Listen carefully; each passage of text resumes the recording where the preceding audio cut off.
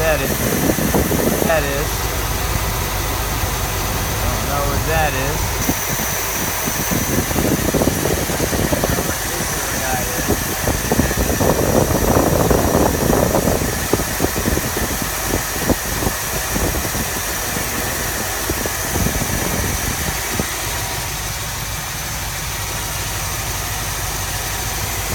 EGR valve disconnected.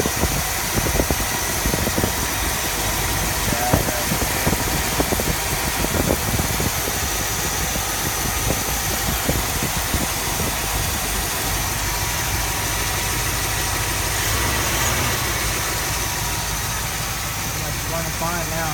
Idling. Been running for a good 5-10 minutes. Of course, as soon as I try to take it somewhere, it'll shut down, and then it'll be another hour before it starts back up.